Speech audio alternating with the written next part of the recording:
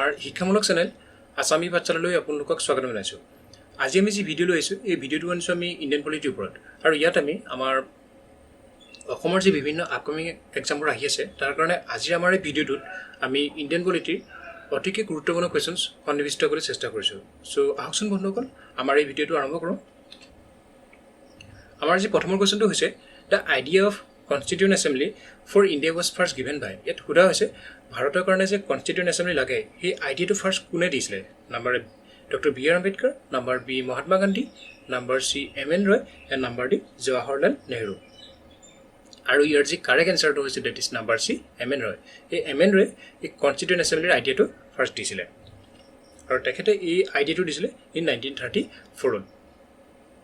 আৰু এই কনষ্টিটিউণ্ট এছেম্বলিৰ যি আইডিয়া সেই আইডিয়া দিয়াৰ তেখেতৰ মেইন উদ্দেশ্য আছিলে to frame a constitution for India.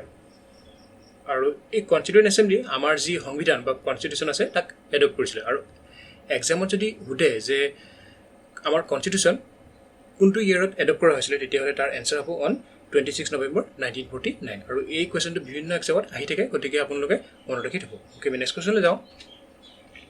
Question number 2 is only representative from Assam as well as north east India to the drafting committee of the constitution.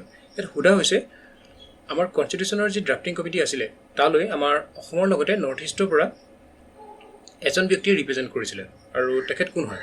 Number A Gopinath Bordoloi, number B Syed Mohammad Saadullah, number C B R Medhi and number D none of the above. আৰু ইয়াৰ যি correct এনচাৰটো হৈছে that is number B Syed Mohammad Saadullah. আৰু সৈয়দ মহম্মদ ছাদুল্লাহৰ বিষয়ে ক'বলৈ হ'লে interesting কথাটো হৈছে কি he was the first prime minister Assam during the British rule. আৰু এইটো বহুতেই ইম্পৰ্টেণ্ট এণ্ড ইণ্টাৰেষ্টিং ফেক্টছ হয়, আপোনালোকে মনত ৰাখি থ'ব। আৰু ইয়াত যিহেতু কোৱা হৈছে ড্ৰাফটিং কমিটি কি হয়? Drafting committee was one of the committees of the constituent assembly. আৰু ইয়াক কিয় কনষ্টিটিউট কৰা হৈছিলে? To frame a constitution for India. আৰু এক্সামত যদি সোধে যে ড্ৰাফটিং কমিটিৰ চেয়াৰমেন কোন আছিলে তেতিয়াহ'লে তাৰ এনচাৰ হ'ব ডক্টৰ বি আৰ আম্বেদকাৰ। আৰু এই কুৱেশ্যনটো বাৰে বাৰে বিভিন্ন এক্সামত আহি থাকে, আপোনালোকে মনত ৰাখি থ'ব। অ'কে, আমি নেক্সট কুৱেশ্যনলৈ যাওঁ। Question number 3 is which article was describe by B R Ambedkar as heart and soul of the constitution. ইয়াত সোধা হৈছে আমাৰ কনষ্টিটিউশ্যনৰ কোনটো আৰ্টিকলক হাৰ্ট এণ্ড চ'ল বুলি বি আৰ আম্বেদকাৰে ডেছক্ৰাইব কৰিছে? Number A article 32, number B article 40, number C article 44 and number D none of the above. আৰু ইয়াৰ যি কাৰেক্ট এনচাৰটো হৈছে that is number A article 32। আৰু এই আৰ্টিকল 32 ইয়াক মেনশ্যন কৰা হৈছে ফাণ্ডামেণ্টেল ৰাইটছৰ আণ্ডাৰত। আৰু এক্সামত যদি সোধে যে ফাণ্ডামেণ্টেল ৰাইটছ আমাৰ কনষ্টিটিউশ্যনৰ কোনটো পাৰ্টত আছে তেতিয়াহ'লে তাৰ এনচাৰ হ'ব পাৰ্ট 3 অফ দ্য কনষ্টিটিউশ্যন। আৰু এই article 32 it provides right to any one to approach the supreme court or high court for a remedy against the breach of fundamental rights. আৰু এইটো বহুতেই ইম্পৰ্টেণ্ট ফেক্টছ হয়, আপোনালোকে মনত ৰাখি থ'ব। অ'কে, আমি নেক্সট কুৱেশ্যনলৈ যাওঁ। Question number 4 is total number of high courts in India are. ইয়াত সোধা হৈছে ভাৰতত সৰ্বমুঠ কিমানখন হাইকোৰ্ট আছে? Number A 22, number B 24, number C 25 and number D 27। আৰু ইয়াৰ যি কাৰেক্ট এনচাৰটো হৈছে ডেট ইজ নাম্বাৰ চি 25। আৰু এই 25 বা যে লেটেষ্ট যি হাইকোৰ্ট এই হাইকোৰ্টখন আছে অমৰাৱতীত। আৰু এই অমৰাৱতী ক'ত আছে? অন্ধ্ৰপ্ৰদেশত আছে। আৰু ইয়াক এষ্টাব্লিছ কৰা হৈছিলে ইন 2019। আৰু ইয়াত যিহেতু আমি কৈছোঁ যে লেটেষ্ট হাইকোৰ্ট, গতিকে অল্ডেষ্ট হাইকোৰ্ট কোনখন হয় ভাৰতৰ? That is Calcutta high court. আৰু ইয়াক এষ্টাব্লিছ কৰা হৈছিলে অন জুলাই 1, 1862। আৰু এক্সামত যদি সোধে যে কেলকাতা হাইকোৰ্ট কোনে এষ্টাব্লিছ কৰাইছিলে তেতিয়াহ'লে তাৰ এনচাৰ হ'ব কুইন ভিক্টৰিয়া। অ'কে, আমি নেক্সট কুৱেশ্যনলৈ যাওঁ। Question number 5 is was the first woman to sign the Indian constitution. আৰু এইটো বহুতেই ইণ্টাৰেষ্টিং এণ্ড ইম্পৰ্টেণ্ট কুৱেশ্যন হয়, আপোনালোকে ভালকৈ চাব। Number A Dakshayani Velayudhan, number B Durgabai Deshmukh, number C Kamala Chaudhuri and number D Sarojini Naidu. আৰু ইয়াৰ যি কাৰেক্ট এনচাৰটো হৈছে that is number A Dakshayani ভেলাইউদ্দিন। আৰু তেখেতৰ বিষয়ে ইণ্টাৰেষ্টিং কথাটো হৈছে কি she was the first and only scheduled caste women to be elected to the constituent assembly. আৰু এইটো বহুতেই ইম্পৰ্টেণ্ট ফেক্টছ হয়, আপোনালোকে মনত ৰাখি থ'ব। অ'কে, আমি নেক্সট কুৱেশ্যনলৈ যাওঁ। Question number 6 is who is the father of Indian constitution. আৰু এই কুৱেশ্যনটো বাৰে বাৰে বিভিন্ন এক্সামত আহি থাকে, আপোনালোকে ভালকৈ চাব। Number A B R Ambedkar, number B M N Roy, number C Gandhi and number D none of the above. আৰু ইয়াৰ যি correct answer that is number A B R Ambedkar. এই বি আৰ আম্বেদকাৰকে ফাদাৰ অফ ইণ্ডিয়ান কনষ্টিটিউশ্যন বুলি কোৱা হয়। আৰু যদি ফাদাৰ অফ কনষ্টিটিউশ্যন কোন হয় বুলি যদি আহে তেতিয়া তাৰ এনচাৰ হ'ব জেমছ মেডিচন। আৰু তেখেত আছিল US-ৰ ৪ৰ্থগৰাকী প্ৰেছিডেণ্ট। অ'কে, আমি নেক্সট কুৱেশ্যনলৈ যাওঁ। Question number 7 is who is the first citizens of India. আৰু এইটো বহুতেই ইণ্টাৰেষ্টিং কুৱেশ্যন হয়।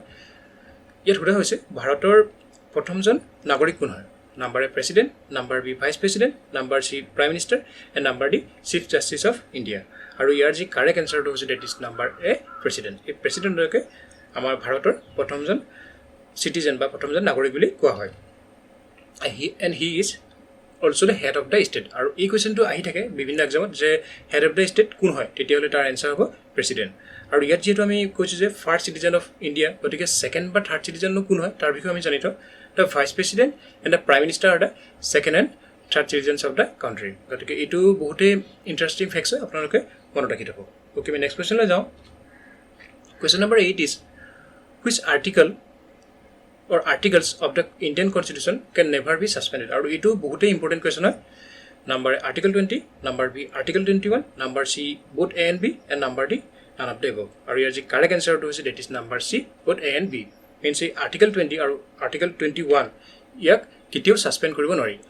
Aru amar ji fundamental lecture under baki ji rights ase hebur maybe suspend koribo pare kintu monot rakhibo ei Article 20 or 21 kitio suspend koribo nori. Okay, my next question le jao. Question number 9 is how many times financial emergency has been declared in India? Number A 5 times, number B 9 times, number C 12 times, and number D none of the above. Or here the correct answer to that is number D none of the above. Or financial emergency ji provision tak amar constitutional kuntu article mention kora hoise under Article 360. Or ei financial emergency declare kora ji power hi power to amar kak di hoise hi power to di hoise President of India. আৰু so far it has never been imposed in India. A financial emergency আমাৰ ভাৰতত আজিলৈকে impose কৰা হোৱা নাই okay আমি next কোৱেশ্যনলৈ যাওঁ question number 10 is the term dead letter of Indian Constitution is point to which article of Indian Constitution আৰু ইটো বিভিন্ন এক্সামত আহি থাকে আপোনালোকে ভালকৈ চাব number A Article 331 number B Article 354 number C Article 221 and number D Article 356 আৰু ইয়াৰ যি কাৰেক্ট এনসাৰটো হৈছে that is number D Article 356 আৰু এই ডেট লেটাৰ এই টাৰ্মটো কোনে দিছিলে বুলি যদি কোৱেশ্যন হুটে তেতিয়াহ'লে তাৰ এনসাৰ হ'ব ডক্টৰ বি আৰ আম্বেদকাৰ আৰু এই আৰ্টিকল 356 কি হয় it empowers the president to impose president rules in any state of India আৰু ইয়াৰ আৰু এটা ইণ্টাৰেষ্টিং ফেক্ট আছে কি article 356 is not applicable to union territories আৰু এইটো বহুতেই ইণ্টাৰেষ্টিং এণ্ড ইম্পৰ্টেণ্ট ফেক্টছ হয় আপোনালোকে মনত ৰাখি থ'ব আৰু কুৱেশ্যন যদি হুটে যে ভাৰতৰ কোনজন প্ৰাইম মিনিষ্টাৰ বা কোনগৰাকী প্ৰাইম মিনিষ্টাৰে maximum number of times president rule impose কৰিছিলে তেতিয়াহ'লে তাৰ এনসাৰ হ'ব ইন্দিৰা গান্ধী আৰু তেখেতে কিমানবাৰ এই প্ৰেসিডেন্ট ৰুলছ ইম্পোজ কৰিছিলে 39 টাইমছ সো ইয়াৰ লগতে আজিৰ আমাৰ এই ভিডিঅ'টোৰ অন্ত পৰিল যদিহে আজিৰ আমাৰ এই ভিডিঅ'টো আপোনালোকৰ ভাল লাগিছে then please like share and subscribe কৰিবলৈ নাপাহৰিব ধন্যবাদ